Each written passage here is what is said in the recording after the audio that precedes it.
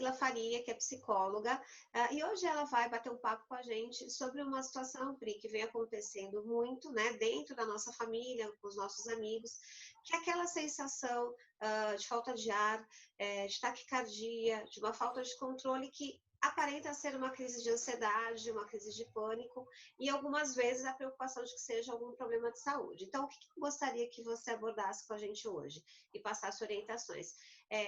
De que forma tudo que a gente está vivendo realmente pode causar esse tipo de reação, né, de ansiedade, de pânico, né, e como identificar isso, né, dentro dessa situação toda.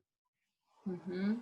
Tati, nesse momento, um quadro de ansiedade que já é comum às nossas vidas, então um pouquinho de ansiedade, preocupação é importante, né? Faz com que a gente se mova para as coisas. Só que quando isso é aumentado, eu começo a desenvolver um problema, uma dificuldade para minha vida. Nesse momento de pandemia, tudo quanto é informação é o quê? Alerta, perigo, previna-se, mortes. E as pessoas com as quais a gente conversa também, às vezes, emitem essas informações. Então, o excesso disso acaba provocando uma hiperatenção a esses fatores, então, de morte, de perigo. Eu emito esse monte de estímulo para o meu corpo e ele não entende que a gente não está morrendo, que está em situação, né, de risco iminente de morte. Ele entende o quê? Cuidado, alerta, perigo. E a gente acaba absorvendo isso. E quando a gente não está recebendo informação, muita gente fica pensando: e se eu perder o meu emprego? E minhas contas? E não consigo ver fulano que eu gostaria de ver. Isso atrapalhando a minha vida. Eu começo a emitir um monte de pensamentos de alerta. O nosso corpo entende esse tipo de pensamento como perigo, como alerta. Fica acordado, fica esperto. Qualquer momento pode acontecer alguma coisa. É assim que ele interpreta. Então, a partir daí, eu começo a ter insônia, começo a ter alterações ali físicas mesmo. Então, eu começo a tremer, ter taquicardia, né? O coração começa a bater rápido, falta de ar, então eu começo a respirar curtinho. E isso acaba gerando um estresse para esse corpo. Então, eu acabo na crise de pânico. Eu tenho todos esses sintomas ao mesmo tempo. O que vai caracterizar a diferença entre uma crise de ansiedade clássica, focal, às vezes eu sinto alguns sintomas de uma crise de pânico, é a quantidade de vezes com as quais isso vai ocorrer. Então, normalmente na crise de pânico eu tenho uma crise de ansiedade grave, né, intensa, e depois de alguns dias eu retorno, eu tenho outra vez isso. Então, isso pode ficar se repetindo. Daí tem um quadro de pânico, e é importante fazer tratamento com um psicólogo ou um psiquiatra.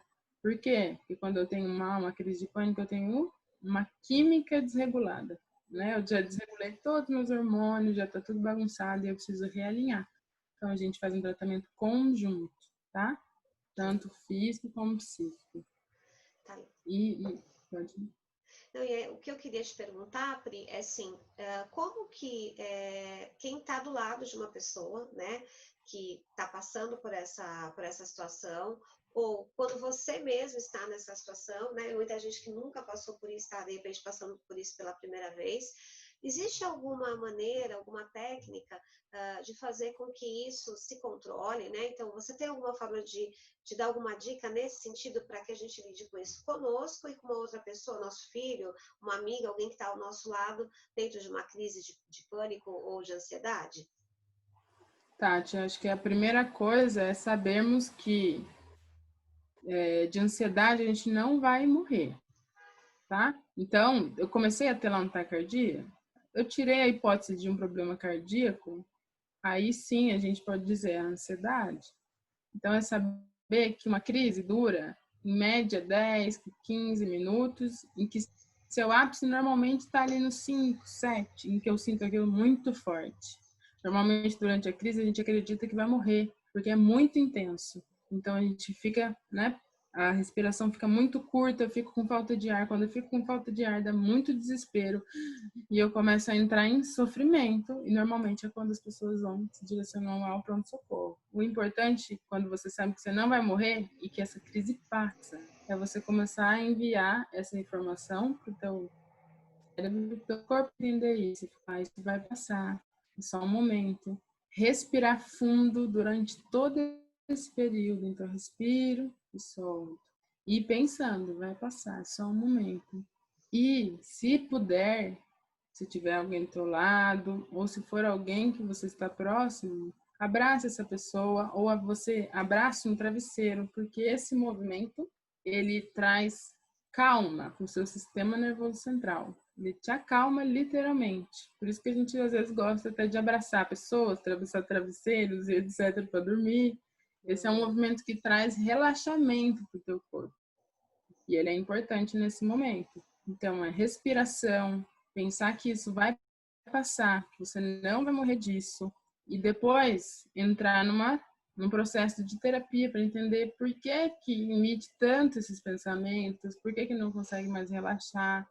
Lógico que a gente está num momento específico, né, que gera preocupação, mas a gente consegue gerenciar essa preocupação sem precisar sofrer tanto dentro desse processo.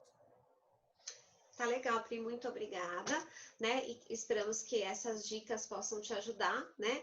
E que você possa utilizá-las também, de repente, se você estiver dentro dessa situação, com você ou com alguém próximo, e que se souber de alguém que de repente está dentro de uma situação como essa, que você possa passar esse vídeo com essas dicas para que a gente possa lidar dentro dessa realidade que nós estamos da melhor forma possível. Muito obrigada e até o próximo vídeo.